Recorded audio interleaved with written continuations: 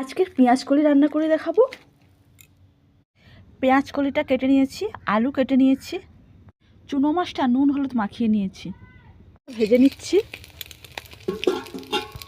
তরকারিটা তোলার জন্য কড়াইয়ে তেল দিয়ে দিয়েছি, তেলটা গরম হয়ে গেছে। এবার কালো জিরে শুকনো লঙ্কা ফোড়ন দিয়ে দেবো, এতে আলুগুলো দিয়ে দেবো। আলুতে লবণ হলুদ দিয়ে ভালো করে লাল লাল করে ভেজে নেব। আলুটা লাল লাল করে ভাজা হয়ে গেলে পেঁয়াজ কলিটা দিয়ে দেবো।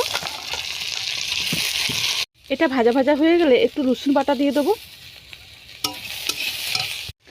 এবার এতে টমেটো কুচি দিয়ে দেবো, লঙ্কা গুঁড়ো, আদা বাটা দিয়ে দেবো।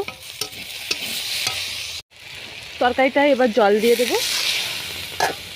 তরকারিটা ফুটে উঠলে চুনো মাছটা দিয়ে দেবো।